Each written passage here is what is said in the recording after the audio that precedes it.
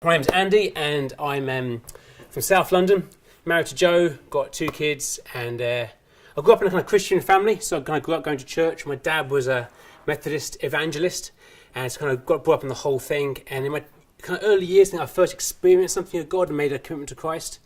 Then came my teenage years and I found it really hard being a Christian in my teenage years. I'd read the stories in the Bible and thought, aren't these stories amazing and incredible? Yet the church I went to I found very kind of boring. I thought, hang on a sec, is this thing the same thing? Does it actually fit together? And I began to really question things. So I began to try and find the meaning of life according to myself. And it kind of went horribly wrong, doing various different things, getting into various kinds of mischief. At the age of 18, I went to go and work on a camp in America through a company called Camp America. It's a clever name. And you had to work out what you could teach American young people. So I scanned this list and thought, okay, I can teach archery, that can't be hard, just kind of pull back and fire. I can teach soccer or football, so I'll tick that box. And I was one thing short on this list. And I saw Bible stories and I thought, well, brilliant. I know Bible stories, got a whole childhood of Bible stories, I'll tick that box. The next thing I knew, I got put on a Salvation Army evangelistic camp working with gang members. So picture the scene, they flew me to America and I turn up at this place and they've all got like one leg kind of rolled up and like, yo, what's up, homie? How's it going, dog? And they've all got kind of tattoos of the gangs they were in and then bullet holes and stab wounds. And my job is to tell them about Jesus. I'm like, hello, I'm from England. Cup of tea. And I'm thinking, this is crazy. I'm going to become a martyr even though I don't believe this stuff. This is ridiculous. But having been flown from the UK, I thought, well, I'll try and give it a go and see what I can do. So I began to try and articulate the gospel. And to my astonishment, I saw some of these guys who had done horrendous things with their lives get on their knees before this cross and weep as they discovered God's love and God's grace. And I was watching it going, it works. Actually, God works. God is still in the business of transforming and changing lives. So at that point I've been passionate really about working out how we can share and communicate the relevance of Jesus in our society. I'm going to share a little bit today about the idea of stories, because stories are everywhere, aren't they? They're in theatres and in cinemas and on billboards and on statues.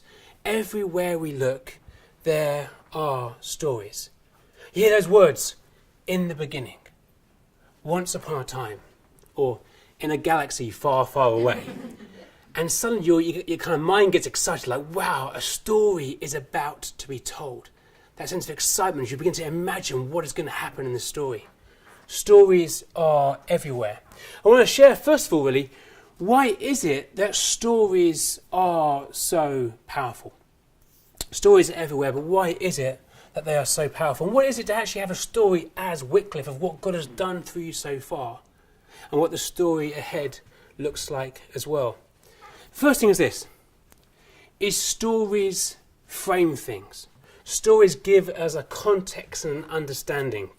I live in South London and often our co-op has been vandalised and often got that police cordon around the front. I'm sure that never happens up here in High Wycombe. I'm sure it's very posh up here, but you kind of drive past the co-op and you want to think, I wonder what happened then, I wonder what took place, I wonder what occurred. You're searching for a story to try and understand what took place for this police tape to be around the edge of the co-op. One of my favourite writers is a guy called Dean Cazones, and he starts his book by writing this amazing story of ordering a pizza. And ordering a pizza at about midnight. And he's ordering a pizza for himself. And the guy on the phone is saying, okay, what kind of pizza do you want? He says, I want a family pizza. The guy says, that feeds 5 people. He's like, yep, I want a family pizza for myself. The guy on the phone is saying, are you sure? An entire family pizza? Yep. I also want cheesecake. Okay, you want a piece of cheesecake? No, I want a cheesecake. A whole cheesecake. You can't believe on the phone, like, are you sure you want an entire cheesecake? Yep, a whole cheesecake. Also, I want a flask of coffee. I want it delivered to the edge of a highway at kind of midnight. This guy on the phone is thinking, who are you and who orders a family pizza to the side of a highway at midnight? What are you doing? He doesn't get an answer. It turns out actually Dean Cazones is an ultra marathon runner. He's running 180 miles straight. And he orders this pizza of the edge of the highway and he kind of rolls up in one hand, with the cheesecake in the other hand, and kind of runs off into the night, consuming his calories as best he can. But the story makes sense of what was happening in that moment. My friend goes to a church regularly, And every single week, the pastor insists on singing happy birthday. And it's not just kind of special occasions like, your 40th or your 75th, but, oh, your 32nd birthday, let's sing happy birthday. Oh, your 38th birthday, great, happy birthday. Oh, your 62nd birthday. And every single week, they sing happy birthday at least twice. And my friend got really fed up. This is such a waste of time on a Sunday morning. This makes no sense at all. And he went and kind of spoke to the pastor and said, look, why is it we always have to sing happy birthday every single week? The pastor was from a certain part of Africa where the life expectancy is 28. He said, but actually, because life is so precious, because often in my village people die by the age of 28, this is something sacred and special to remember, to celebrate this gift of life that we have. Context, meaning, stories help us to understand what is going on. The American poet Muriel Rukeyser writes this: the world is not made of atoms, it's made of stories. Stories surround us, and stories, first of all, they frame things. They give us a context, they help us understand what is happening. The second thing is that stories inspire. There's something about stories that kind of get beneath our skin. You hear a story and you begin to be filled with emotion, laughter and joy, or sadness and despair. As you hear a story, something happens inside of us. And those who are working in advertising know how important stories are. A couple of years ago, it was the 40th anniversary of the Big Mac. You know how normally you go to a restaurant and they call them a restaurant, I mean, dubious, and they have the kind of picture of the Big Mac. It's that kind of perfect beef pate and the perfectly kind of, the whole thing perfectly created. And you get in your box think, hang on a sec, that is not that. That definitely is not that. For their 40th anniversary, rather than having that picture of the Big Mac, they did a whole campaign on kind of key moments. This one here, first of all. The nervous first date. First of all, if you take someone on a first date to McDonald's, you should be nervous. But the whole idea here of this kind of key picture, where's the Big Mac? You can just about see it behind there, but it's really saying it's about this experience. These stories give us this in-way into experiencing things. Or this one here, the just passed your test drive-through. Or this one here, the labour ward wait. The idea that Big Macs have been there at those critical moments in life's story, and actually wasn't just celebrating the Big Mac, we're celebrating what it is to be people and to be in relationship. The idea that actually stories help us to engage with our emotions. Bobette Buster is a famous Hollywood kind of writer and writes these words: the audience wants transformation. They want to see someone experiencing becoming fully alive, or a cautionary tale as we see them make a choice that sees them become the living dead. We want stories that really speak to us, that engage with our emotions, that we can say, wow, I want to be like that, or, oh, I never want to do that. Stories have the power to inspire us. Stories frame, stories inspire. The third thing is that stories guide. Some of you may have heard of a guy called Donald Miller, who does various podcasts and books, but he kind of has done a lot of research on how we understand stories. He just says that any good story is this: it's a character who wants something and has to overcome conflict to get it. A character who wants something and has to overcome conflict to get it. And what you want makes a story interesting or not interesting. If what you really, really want is a nice holiday, it's a boring story. If you really, really want an ordinary car, it's a boring story. But actually, something that actually is out of the ordinary, which makes a really good story. So think about these films here. What did E.T. want? Go home. To go home. Okay. In this film, Dory wants to find. Only one of you here has watched Finding Nemo. That is appalling. Okay. James Bond wants to kill or get ladies, depending on how you watch your James Bond films. Yep. These soldiers in this film. That's right. Marty wants to get back to the future. The chief guy in this wants to catch Jaws and survive. Yeah. Andy Dufresne wants to escape prison. Yeah. The Fellowship want to Cool, great. No, destroy the ring. Destroy the ring, that's right. No, yeah, let's get it. William Wallace. Reenact Scottish history. Kill the English. I mean, however you, or freedom, however you see that. This guy. Macaulay Culkin was. What was his parents to come home and yeah. And this film here, 27 Dresses. Jane wants to get married. She has 27 bridesmaids. Now, apart from that film, they're all good films. That film is terrible, but because they're all about a character who wants something and has to overcome obstacles to get it. So stories frame, stories inspire, and stories guide us. They help us discover what we want from our lives, what our lives are all about. The thing is that often I think we don't spend enough time thinking about what is it that actually frames our life story. Each of our lives tells a story. Which stories frame it? Which stories inspire us to live well? Which stories guide us and help us to work out what we want from this thing called life? I've got 2 young kids, and the best thing about being a dad is being able to play kids' games again. And my kids love playing hide and seek, and they are rubbish at it. It's brilliant, because you say, right, I'm going to count to 20, go and hide, and you kind of count, and you can hear them banging around. You know exactly where they are. And you can open your eyes, having counted, say, ready or not, coming, and you can see them. They're looking directly at you. So you have to do the whole thing of, oh, I wonder where they are. Are they on the ceiling? No. Are they behind the curtain? Oh, there you are. And it's brilliant. And then I think they've hidden so well, the next time they go back to exactly the same place again. The best thing is when I go and hide, my kids can't find me. And it's really, really fun until they start crying. Then you have to stop playing that game and say, okay, kids, I am still here. This picture here, I think, is my daughter's best hiding place ever.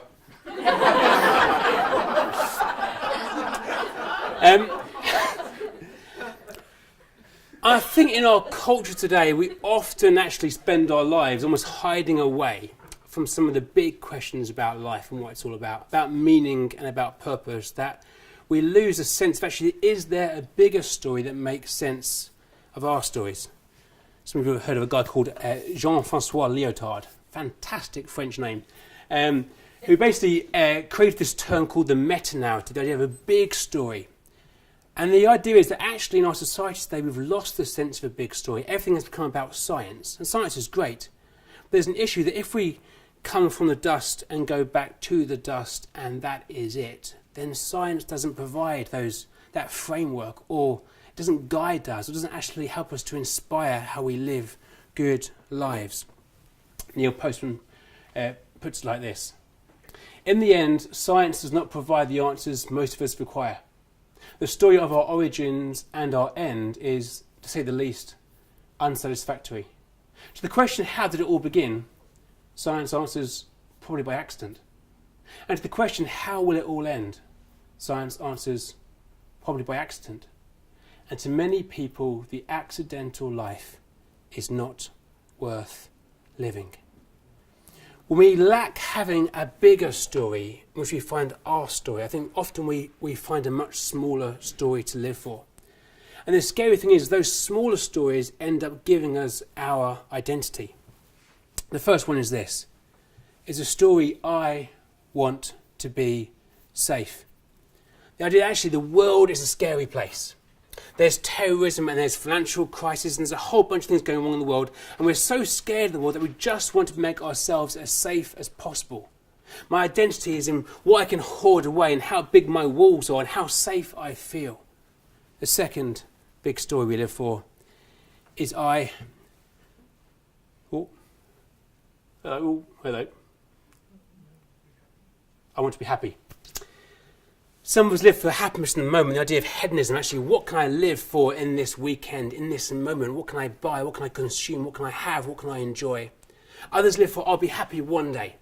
One day when I get that job. One day when I find that partner. One day when I get that promotion. One day when I have kids. One day when I have a car that actually works. Whatever else it could be. The idea that happiness will come one day.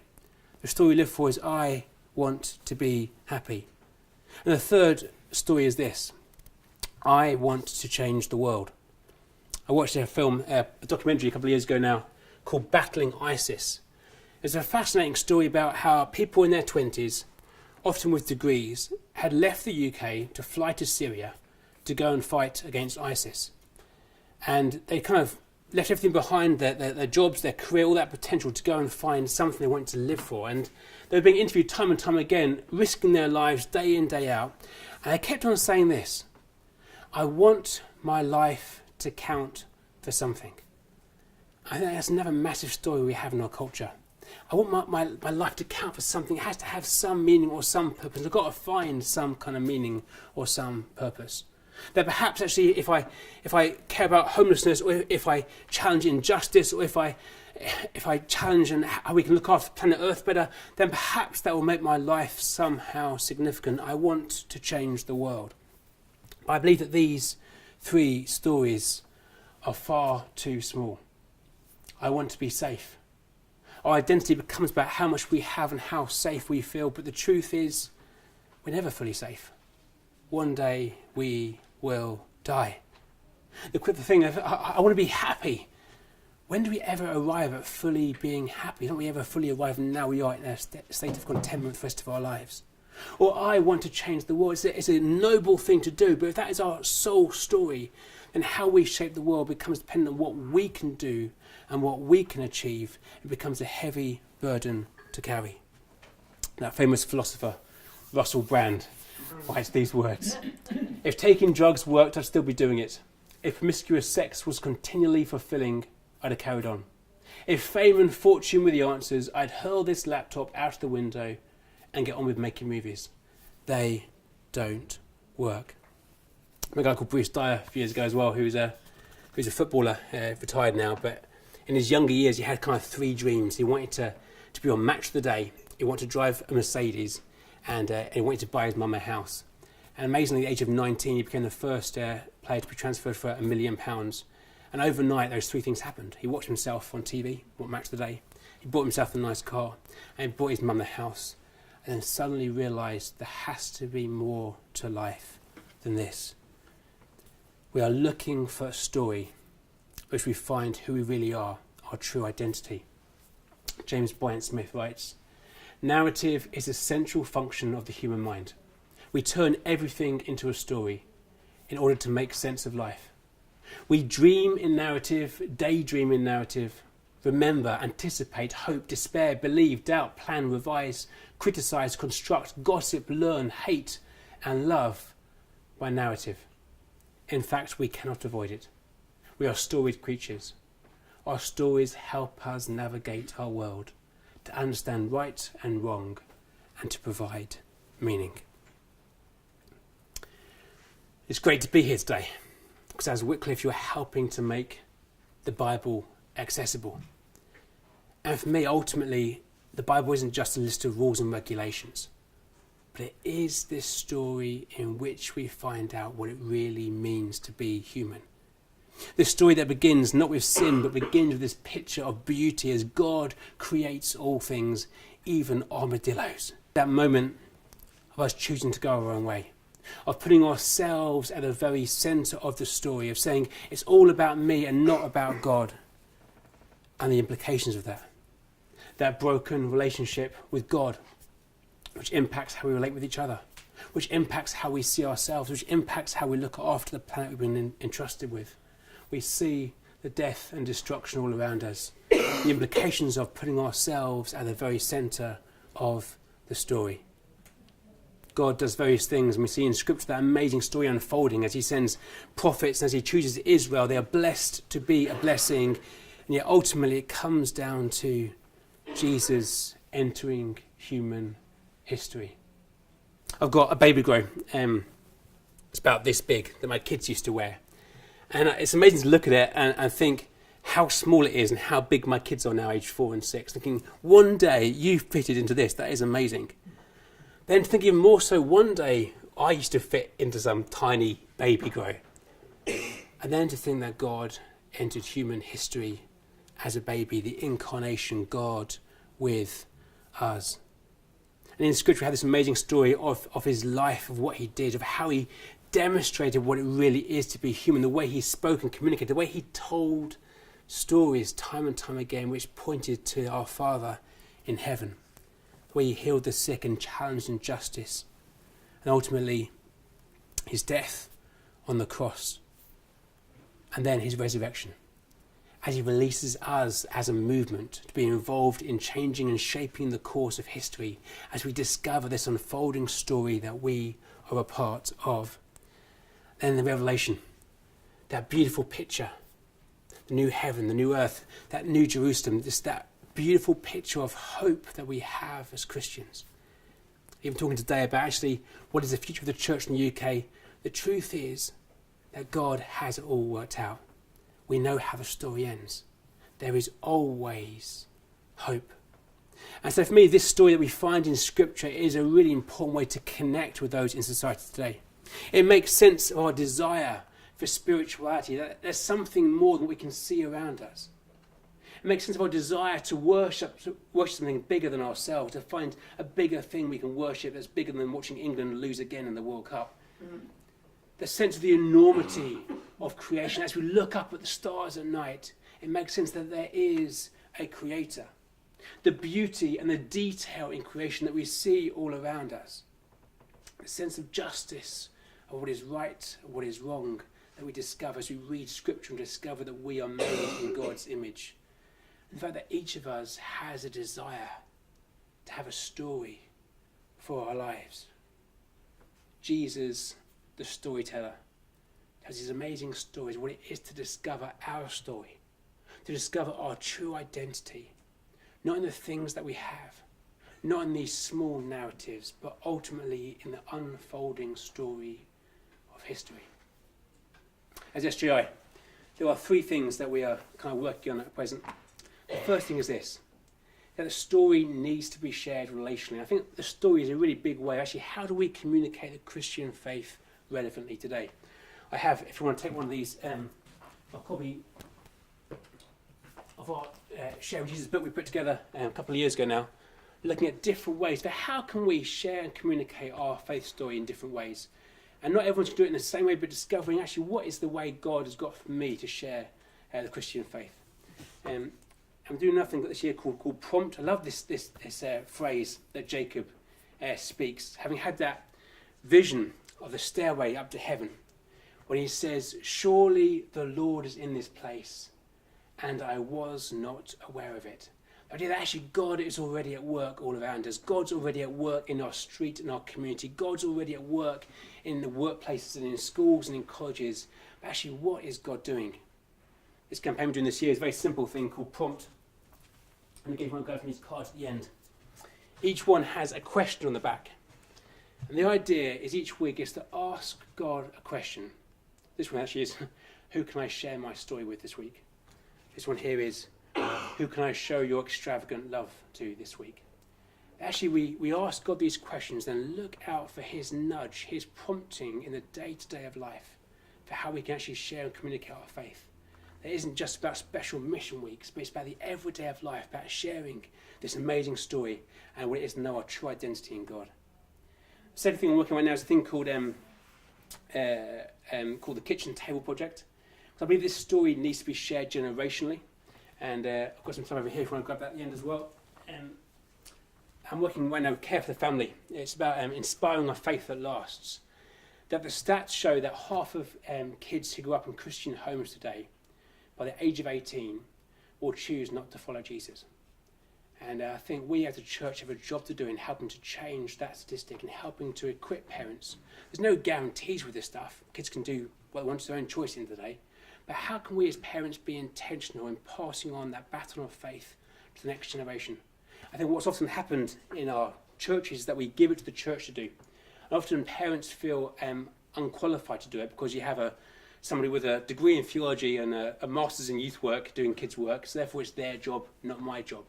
But actually the home place is that place to do it. I love this passage from Deuteronomy 6, verse 6 to 9. That picture is, I guess, as Moses is speaking to his people, he's rescued them from Egypt. They're about to enter into the promised land, living in between kind of two different scenarios. And he says these words, "These commandments that I give to you today are to be on your hearts. Impress them on your children. Talk about them when you sit at home and when you walk along the road, when you lie down and when you get up. Tie them as symbols on your hands and bind them on your foreheads. Write them on the door frames of your houses and on your gates. The idea that as they're about to enter into this promised land, everything was about to change. Moses would soon be gone. They were in a different land with different gods. And he challenged them to remember who God is, the stories of what they had seen God do. Actually, all of us here have experienced something of God. That's why we're in this place today. But how do we look to pass that on to the next generation, not just on a Sunday morning, but in the everyday of life? When you're sitting at home, when you're walking to the park, when you're going to bed, when you're waking up. Tie them as symbols on your hand and bind them on your forehead. Making this story we find ourselves in really visible. So we wrote this book which came out last month called Raising Faith with Catherine Hill, UK director. And the website is Kitchen Table Project. I've got some more information about that down there. But I'd love to see the church mobilised to work out how we can empower parents, particularly in those early years, to look at how they can invest in their kids and see that faith journey flourish. The third thing and final thing is this, is that actually I think the story needs to be shared creatively. That some people are so turned off by what they think is a religion.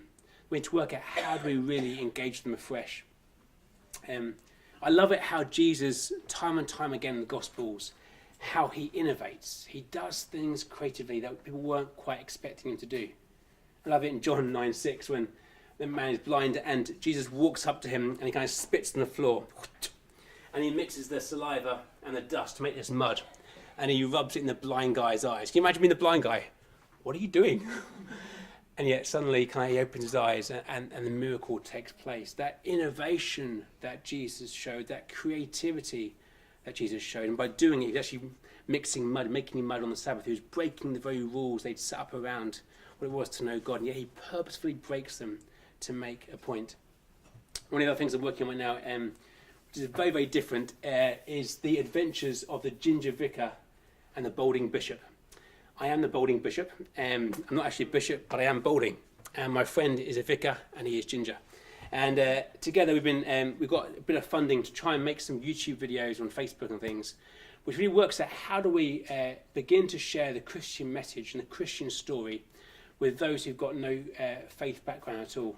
And the video's been used now in different schools and in different places, hospitals, a whole range of places, to begin to kind of get people thinking about these deeper questions, to stop hiding their head under the carpet and to think about what it really means to live life well and to find our story. So we've just launched the first two of those online. The next one lands in about 2 weeks' time, where we interview a guy who's been attacked by 2 sharks at once, and we try and find killer whales. So it's kind of random stuff with the Christian message kind of threaded through it as well. And I have some cards about that over there as well. There's a lot of stuff there. If you want to just close your eyes right now.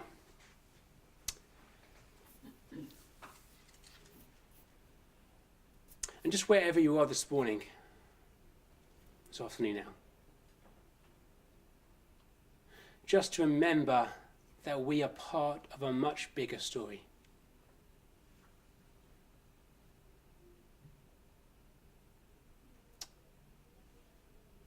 And God, as we come before you even now, God, we say sorry for the times, even maybe this week, when we put ourselves at the centre of the story. We thank you for your forgiveness and your grace.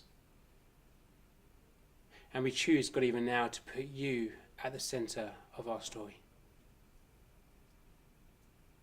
That we discover how it means to live as part of your unfolding story through history. Father God, we thank you. We haven't got to just sit and watch, but you call us to be active participants in what you're doing here on earth. Your kingdom come and your will being done. Spirit, remind us again of our true identity, that we aren't defined by our bank balance, by how happy we feel, but that ultimately we are defined by how much you love us, that you demonstrated with Jesus on the cross. We thank you that you love us. Help us to live out of that true identity and share this amazing story we have, that others would encounter you, the living God. In the name of Jesus.